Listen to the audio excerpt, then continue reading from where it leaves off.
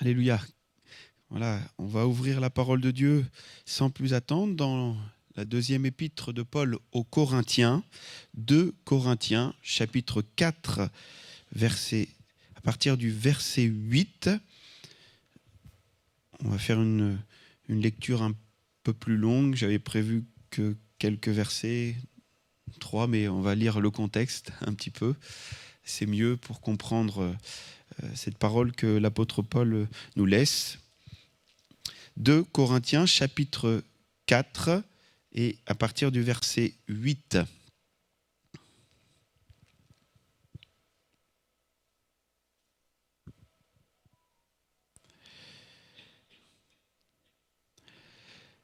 Peut-être avant de la lecture, je vais vous poser une question. Est-ce que cela vous est déjà arrivé de sentir que vous défaillez, vous commencez à tomber et qu'une main est venue, vous était là au bon moment, il vous a empêché de rencontrer le sol. Ça nous est pas, moi, ça m'est déjà arrivé de commencer à partir, puis on ne peut pas se rattraper, et puis il y a quelqu'un qui est là et qui nous empêche de tomber, qui nous tient, et qui nous tient, qui nous donne une force, voilà, qui nous maintient debout. Là, on remercie. Mais ça nous arrive, ça nous est arrivé, peut-être ça ne vous est pas arrivé, je ne vous le souhaite pas que ça vous arrive, mais quand ça arrive, eh bien, on est bien content qu'il y ait quelqu'un qui nous tienne debout. Et je crois que cette parole de ce soir, c'est un petit peu cela, c'est le Seigneur Jésus qui, pour tous ceux qui seraient en train de défaillir, de se décourager, eh bien, le Seigneur est là, il ressaisit, il saisit la main et il nous tient debout, parce que le Seigneur veut que nous soyons debout par sa grâce. Amen. Alors, saisissons cette opportunité pour nous laisser tenir debout, que le Seigneur nous relève et bénisse chacun d'entre nous à l'écoute de sa parole. Alors on lit dans 2 Corinthiens chapitre 4 verset 8, « Nous sommes pressés de toute manière, mais non réduits à l'extrémité, dans la détresse, mais non dans le désespoir, persécutés, mais non abandonnés, abattus, mais non perdus. Portant toujours avec nous dans notre corps la mort de Jésus, afin que la vie de Jésus soit aussi manifestée dans notre corps. Car nous qui vivons, nous sommes sans cesse livrés à la mort à cause de Jésus, afin que la vie de Jésus soit aussi manifestée dans notre chair mortelle. Ainsi, la mort agit en nous et la vie agit en vous. Et comme nous avons le même esprit de foi qui est exprimé dans cette parole de l'Écriture, j'ai cru, c'est pourquoi j'ai parlé, nous aussi nous croyons, et c'est pour cela que nous parlons, sachant que celui qui a ressuscité le Seigneur Jésus nous ressuscitera aussi avec Jésus et nous fera paraître avec vous en sa présence. Car tout cela arrive à cause de vous, afin que la grâce, en se multipliant, fasse abonder à la gloire de Dieu les actions de grâce d'un plus grand nombre. » Et verset 16, sur lequel on va plus s'arrêter, avec les 3 autres versets, les 16, 17 et 18. C'est pourquoi, il y a une conséquence. C'est pourquoi nous ne perdons pas courage. C'est pourquoi on ne défaille pas. Il y a quelque chose qui nous tient. Il y a quelqu'un qui nous tient debout, qui nous a saisis alors que peut-être on était en train d'être affaibli dans notre courage. Et même, donc Paul dit, et même si notre être extérieur se détruit, notre homme intérieur se renouvelle de jour en jour. Car nos légères afflictions du moment présent produisent pour nous, au-delà de toute mesure, un poids éternel de gloire, parce que nous regardons non point aux choses visibles, mais à celles qui sont invisibles, car les choses visibles sont passagères et les invisibles sont éternelles. Amen. Alors bien aimés, si vous étiez en train de perdre courage, la voix du Seigneur est pour vous. Le découragement est toujours là, rôdant autour de nous, et essayant de nous atteindre pour qu'on baisse les bras, pour qu'on abandonne le service pour le Seigneur, pour qu'on arrête et qu'on s'affaiblisse au service du Seigneur ou dans notre communion avec le Seigneur. Mais le Seigneur est toujours là pour nous encourager. Amen. Le titre de ce message, c'est, j'aurais pu le donner ainsi, c'est pourquoi nous ne perdons pas courage. C'est pourquoi nous ne perdons pas courage. Il y a des raisons pour lesquelles on peut ne pas perdre courage.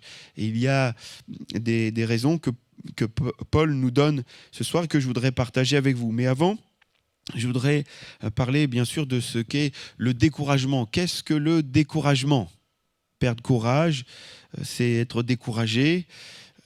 Perdre courage, c'est quoi ? Être découragé, c'est l'état de quelqu'un qui n'a plus le courage, qui n'a plus de dynamisme, d'enthousiasme, d'entrain. On perd du zèle.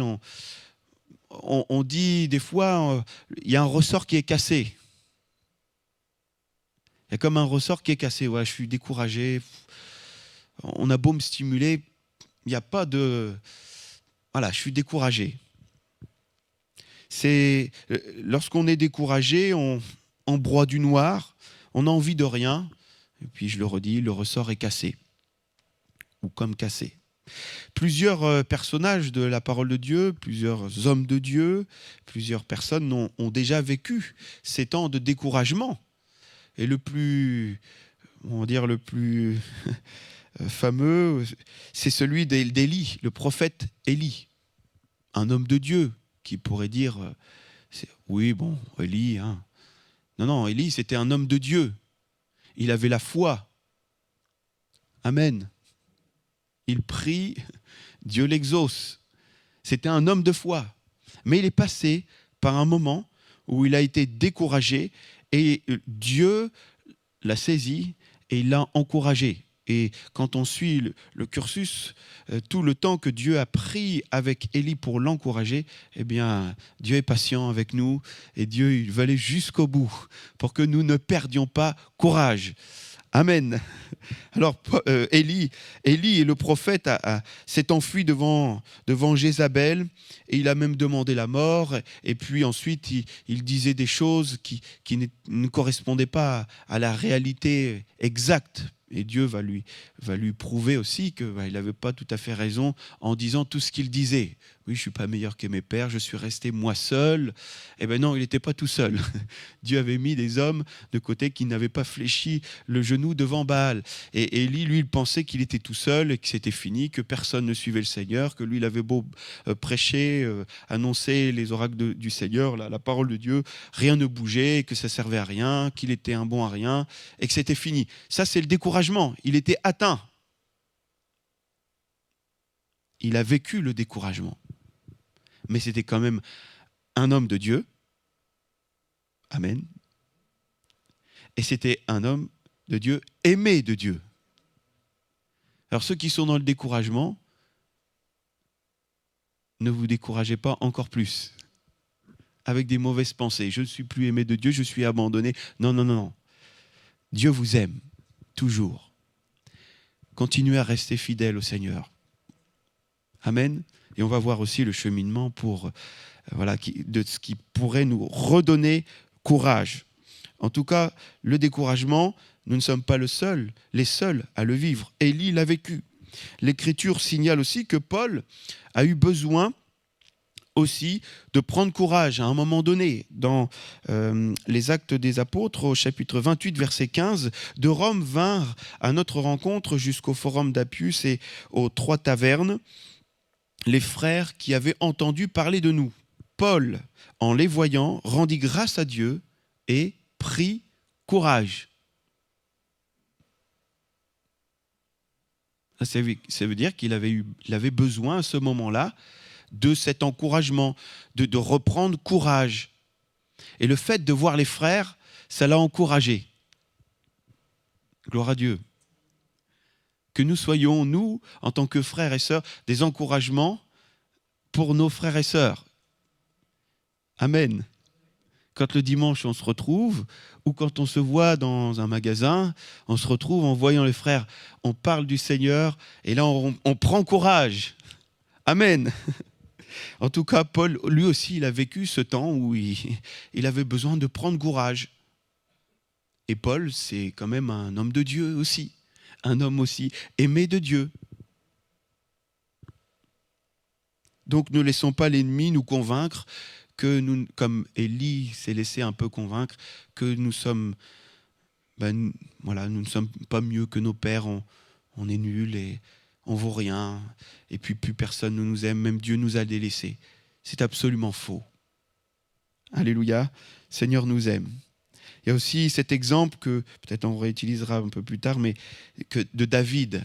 David qui, au moment où il était parti avec les Philistins pour combattre, mais ils n'ont pas voulu combattre avec lui, parce qu'ils avaient peur qu'il se retourne contre eux.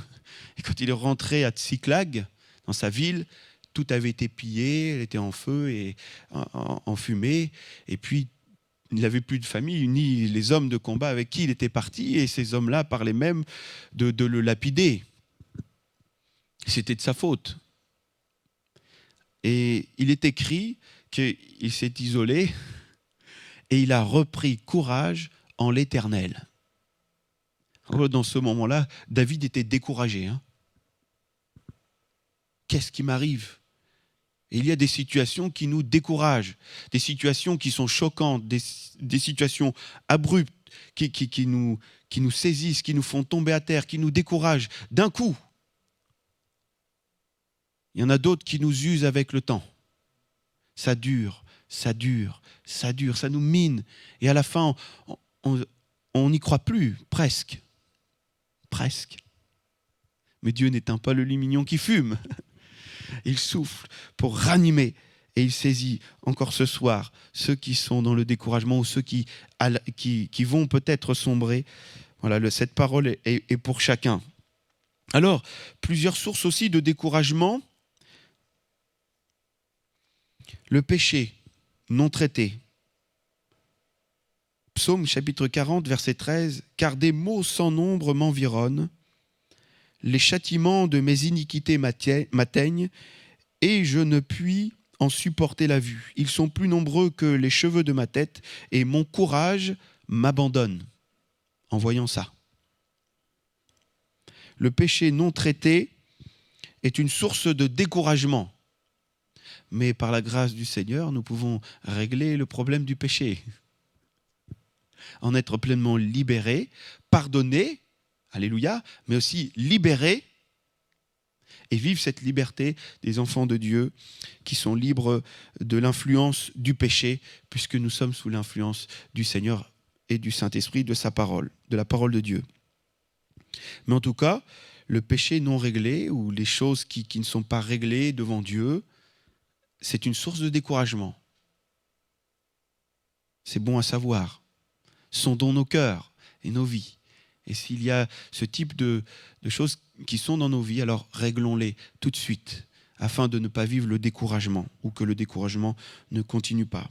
Il y a aussi une discipline excessive qui pourrait amener à un découragement.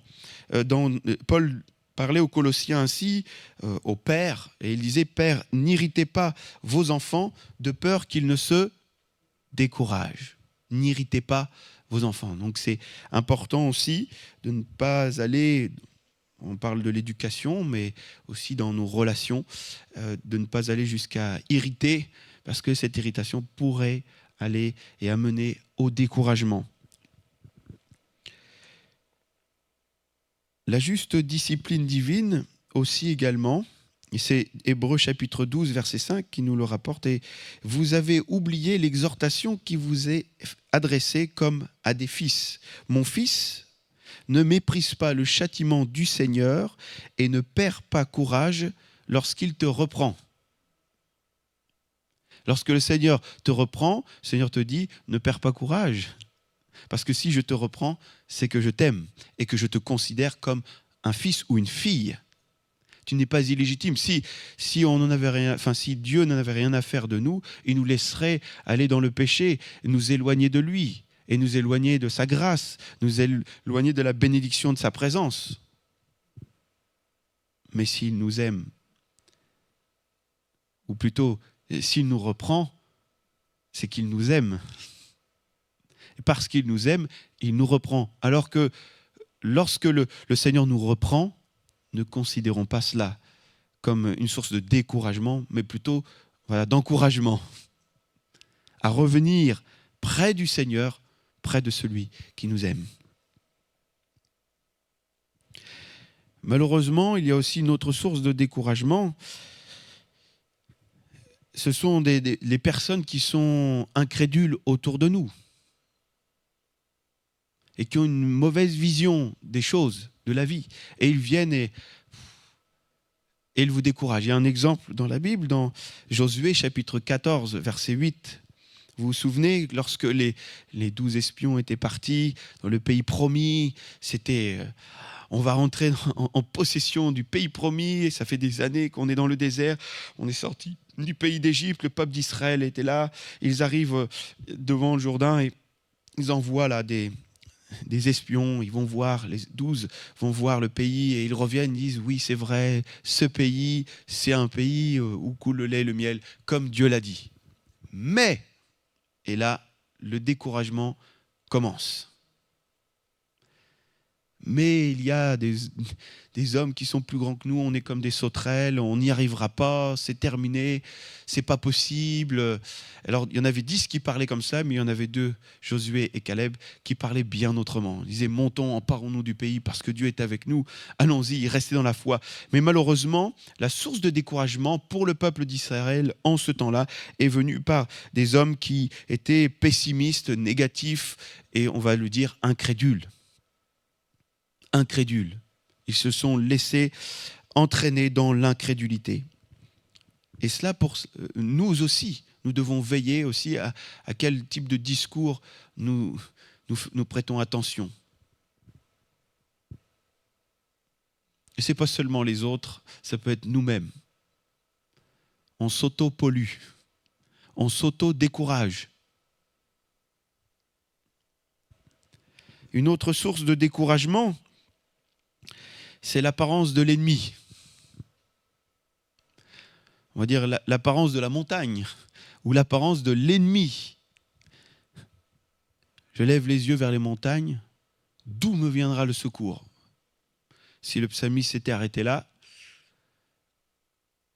ça aurait été le découragement. Mais le secours me vient de l'Éternel, qui a fait cette montagne, il a fait tout cela. Alors il saura gérer. Amen. L'apparence de l'ennemi, quand Goliath est apparu, toute l'armée d'Israël a tremblé et a été découragée. Ils étaient tous découragés. Et David qui est venu, lui, rempli de l'Esprit de Dieu, lui, quand il a vu l'ennemi, il ne s'est pas laissé décourager. Gloire à Dieu. Mais l'apparence de l'ennemi avait découragé tout le peuple. Et c'est bien David qui a dit à Saül que personne ne se décourage à cause de ce Philistin, à cause de cet ennemi. Ton serviteur ira se battre avec lui. Oui, mais alors là, attention, tu n'es rien, toi. Tu es un petit jeune, là. Tu n'es pas exercé au combat. Tu n'as pas d'armure. Tu n'as rien. Et David, lui, il va expliquer à Saül ce qu'il aurait dû savoir. Parce que ce n'est pas l'armure, ce n'est pas l'expérience, mais c'est le fait d'être avec le Seigneur. J'y vais pas en mon nom. J'y vais pas avec mes armures, avec mes armes, avec mon intelligence, avec tout ça, mais j'y vais au nom de l'Éternel, que cet homme, cet ennemi, a insulté. Le peuple d'Israël s'était laissé décourager à la vue de l'ennemi. Et certaines fois, on peut être tenté également de se laisser décourager à la vue de l'ennemi ou des choses qui arrivent, des choses difficiles. Les soucis aussi, les querelles, les maladies qui durent, la solitude, la lassitude, tout cela est aussi source de découragement. Mais je vais m'arrêter là parce que maintenant, on va voir ensemble la solution. C'est pourquoi nous ne perdons pas courage.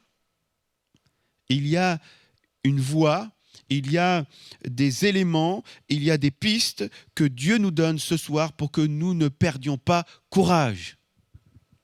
Et j'en ai relevé 3 dans ce que Paul nous laisse dans ce passage. Je vais relire dans une autre version. Il dit « C'est pourquoi nous ne perdons jamais courage », en version français courant. « Même si notre être physique se détruit peu à peu, notre être spirituel se renouvelle de jour en jour. La détresse que nous éprouvons en ce moment est légère en comparaison à la gloire abondante et éternelle, tellement plus importante qu'elle nous prépare.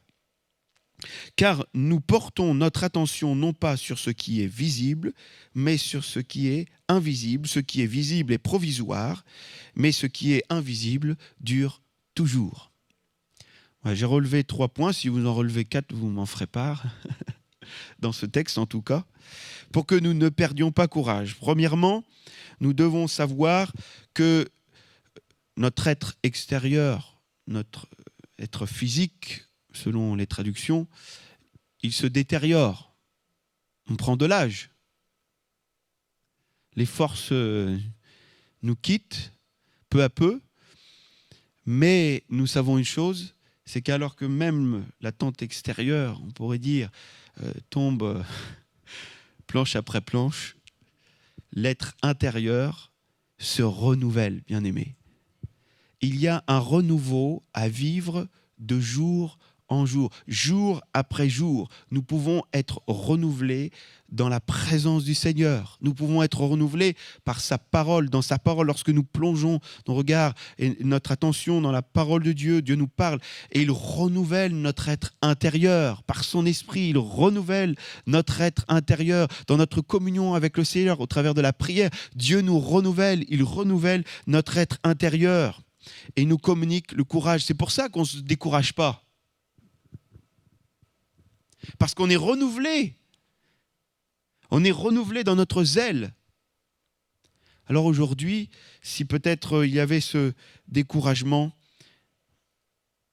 qui commençait à gagner un frère, une sœur, on revient dans la présence du Seigneur. Et laisse le Seigneur te renouveler intérieurement, dans tes pensées. Laisse-le te renouveler dans son amour.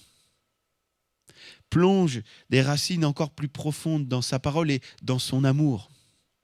C'est ce que Paul encore disait aux Éphésiens chapitre 3, verset 14, et il priait le Seigneur, il disait « À cause de cela, je fléchis le genou devant le Père, duquel tire son nom toute famille dans les cieux et sur la terre, afin qu'il vous donne, selon la richesse de sa gloire, d'être puissamment fortifié par son esprit dans l'homme intérieur.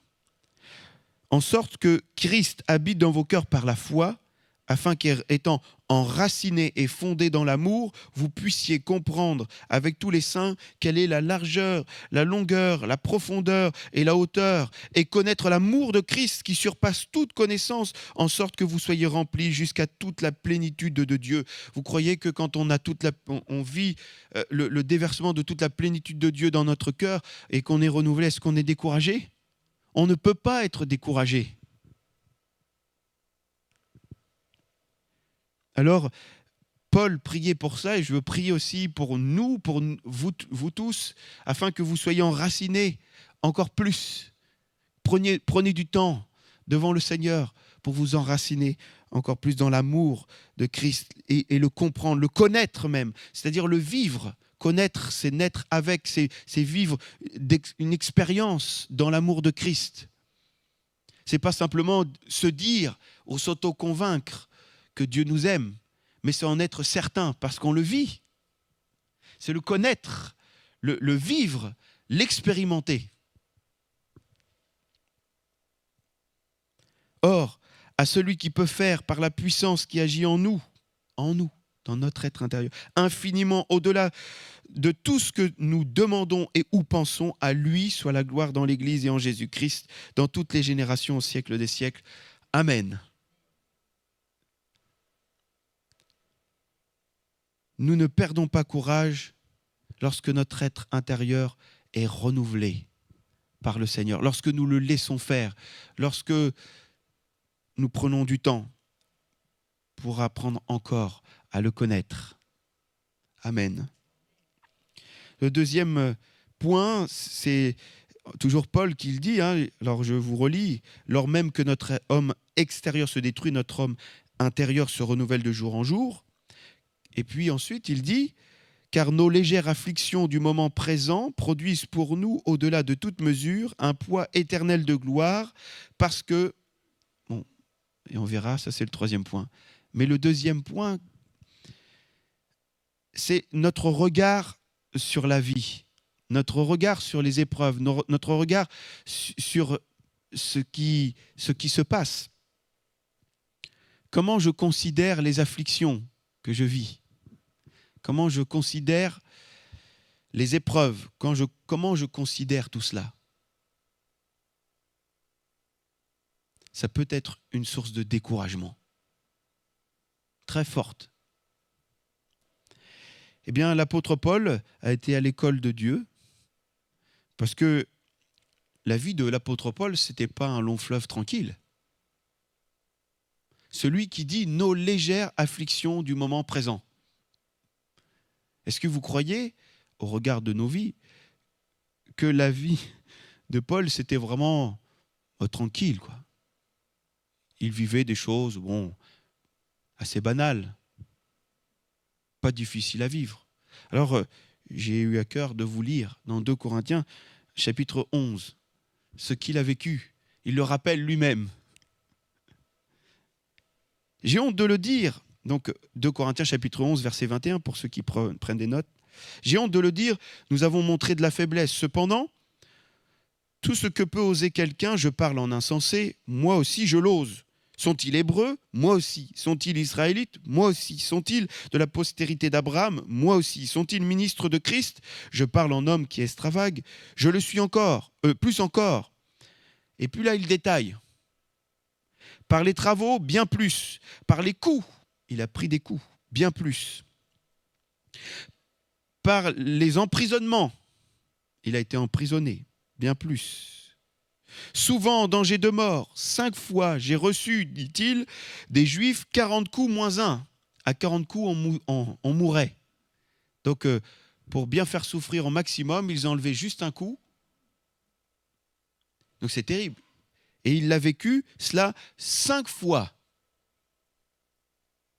3 fois, j'ai été battu de verge. 1 fois, j'ai été lapidé. Et il ne le dit pas, il a été laissé pour mort. 3 fois, j'ai fait naufrage. J'ai passé 1 jour et 1 nuit dans l'abîme. Fréquemment en voyage, j'ai été en péril sur les fleuves, en péril de la part des brigands.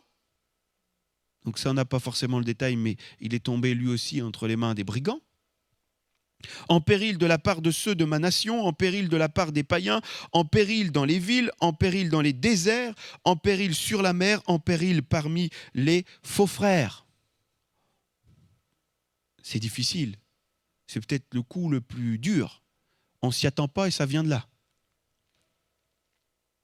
J'ai été dans le travail et dans la peine, exposé à de nombreuses veilles, à la faim et à la soif, à des jeûnes multipliés, au froid et à la nudité.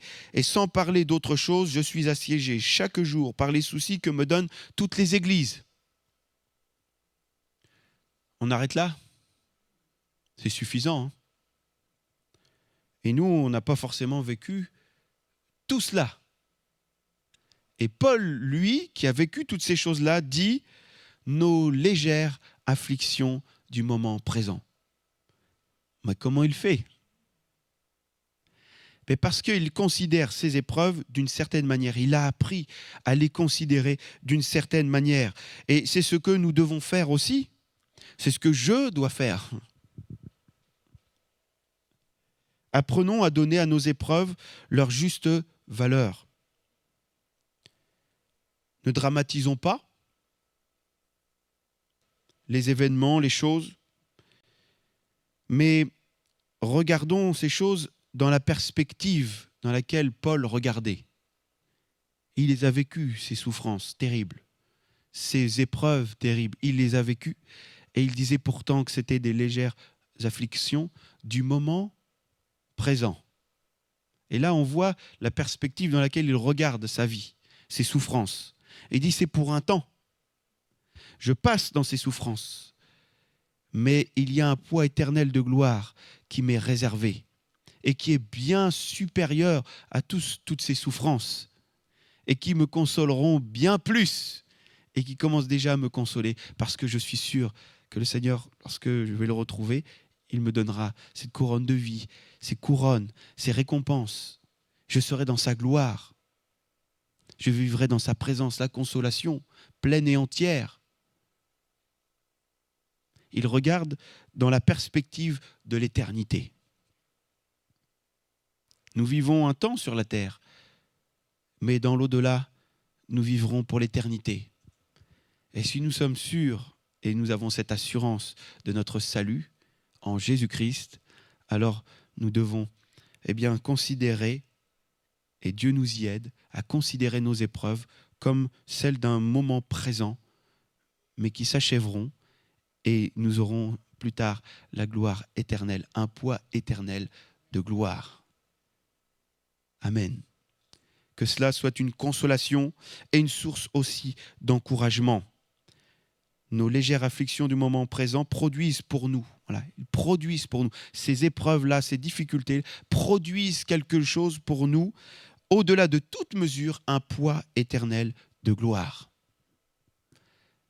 On ne mesure pas toujours les conséquences de ces épreuves, que ces épreuves produisent en nous ou pour nous. Elles produisent un poids éternel de gloire. Quand on sait les regarder avec le regard que Paul avait. Et il dit, c'est pour ça que nous ne perdons pas courage. Parce qu'on se laisse renouveler par le Seigneur, parce qu'aussi on considère nos épreuves du moment présent avec cette perspective de la gloire éternelle et que ces épreuves-là travaillent pour nous en notre faveur. Peut-être que certaines fois on a eu des épreuves que Dieu a permises pour que nous puissions rester fidèles, que nous restions et que nous nous affermissions encore plus en lui, que nous le rencontrions et que nous le connaissions encore plus. C'est même pas peut-être, c'est sûr. Parce que tout ce que Dieu permet dans notre vie, c'est pour notre bien. Et le dernier point, et je vais conclure avec cette pensée, le verset 18, il dit aussi « Parce que nous regardons non point aux choses visibles, mais à celles qui sont invisibles, car les choses visibles sont passagères, mais les invisibles sont éternelles. » On pose notre regard sur les choses qui sont invisibles. Notre regard nous influence, en tout cas ce sur quoi on pose notre regard nous influence et peut nous décourager. On l'a vu tout à l'heure, à la vue de l'ennemi, le peuple était découragé. Mais lorsque l'on regarde à Jésus, c'est écrit, même lorsque nous fixions un regard fixe, on fixe nos regards, on boulonne nos regards pour qu'ils ne bougent pas de Jésus. Je fixe mes regards sur Jésus, qui est la source de mon encouragement. Alors c'est pourquoi nous ne perdons pas courage. Nous regardons à Jésus-Christ. Il n'est pas visible, mais nous regardons à lui, à son exemple. Nos regards sont fixés sur lui. C'est l'auteur de l'Épître aux Hébreux qui nous dit cela au chapitre 12, verset 1er. Nous donc aussi, puisque nous sommes environnés d'une si grande nuée de témoins, donc les témoins de la foi, rejetons tout fardeau et le péché qui nous enveloppe si facilement et courons avec persévérance l'épreuve qui nous est proposée, les yeux fixés sur Jésus. Si nous voulons ne pas baisser les bras, nous devons fixer nos regards sur Jésus, lui qui est l'auteur de la foi et qui la mène à la perfection. Le combat de la foi, on doit le mener jusqu'au bout. Et c'est en regardant à Jésus que, lui qui est l'auteur de la foi et qui la mène à la perfection, c'est lui qui nous mènera jusqu'au bout. Amen. Et je terminerai par cet exemple de Pierre qui qui a quand même eu ce regard de foi lorsque Jésus marchait sur les eaux pour les rejoindre, qui étaient en train d'être dans la difficulté au milieu de la nuit, le vent était contraire. Ils vont voir Jésus marchant sur les eaux, ils vont avoir peur, ils croient que c'est un fantôme. Jésus les rassure tout de suite, n'ayez pas peur, c'est moi. Simon-Pierre va dire, mais si c'est toi, ordonne que je fasse comme toi, que je marche sur les eaux. Et Jésus va lui dire, viens. Que va faire Pierre? Il regarde Jésus, il a les yeux fixés sur Jésus, il enjambe la barque et il marche sur l'eau. Les regards fixés sur Jésus, il marche au-dessus des eaux tumultueuses, des épreuves, au-dessus du découragement. Il ne va pas sombrer. Et c'est quand même écrit, mais voyant que le vent était fort, il eut peur. Et comme il commençait à enfoncer, il s'écria, « Seigneur, sauve-moi !» Il a détourné son regard du Seigneur un moment, juste un instant, pour les fixer sur les choses visibles, les éléments. Et il a commencé à couler. Mais pour ceux qui commencent à couler, il y a toujours le secours. « Seigneur, sauve-moi !» Le Seigneur le saisit par la main et il le secourt. Ils montèrent dans la barque et le vent cessa. Le Seigneur sera toujours là pour chacun d'entre nous. Alors suivons ces conseils que l'apôtre Paul nous a laissés ce soir. C'est pourquoi nous ne perdons pas courage. Pourquoi? Eh bien, premièrement, on laisse le Seigneur nous renouveler dans notre être intérieur, en s'enracinant toujours plus dans sa connaissance, dans la connaissance de son amour. Face aux afflictions, aux difficultés, à tout ce qui peut nous décourager, eh bien, on ne veut pas les regarder de la mauvaise manière, d'une manière qui nous découragerait, mais de cette manière avec la perspective de l'éternité, que ces épreuves travaillent, et elles travaillent pour nous. Elles produisent pour nous un poids éternel de gloire. Et puis aussi, on reste les yeux fixés sur Jésus, l'auteur de la foi, et qui l'amène à la perfection, celui qui va nous tenir debout jusqu'au bout. Amen. Alors, frères et sœurs, reprenons courage si nous le perdions, ou gardons courage, entretenons-le encore de cette manière. On va prier ensemble. Seigneur, merci parce que tu es toujours une source d'encouragement pour chacun d'entre nous. Lorsque nous étions dans des moments de difficulté, que nous ne comprenions pas ce qui se passait, c'était pas logique, c'était pas normal. Et Seigneur, ça s'est passé quand même. Et Seigneur, on en a souffert, mais Seigneur, par ta grâce, tu es toujours venu nous encourager, toujours au bon moment, de la bonne manière. Et nous avons appris, comme Paul, on apprend avec toi, à cheminer avec toi, on apprend à nous laisser renouveler en toi, on apprend à regarder les épreuves de la bonne manière, on apprend aussi, Seigneur, et j'apprends encore, Seigneur, à fixer toujours mes regards sur toi, ne pas quitter ta personne du regard, Seigneur. Tu es notre exemple, tu es le chemin, et nous voulons te suivre. Seigneur, je te prie d'encourager mes frères et sœurs ce soir qui vivaient peut-être un temps de découragement, un vent de découragement a commencé à souffler dans leur vie. Eh bien, Seigneur, tu as soufflé ce vent contraire qui va les encourager, les pousser de l'avant. Ils reprennent courage en toi, Seigneur. Tu bénis, Seigneur, mes frères et sœurs, au nom de Jésus. Amen.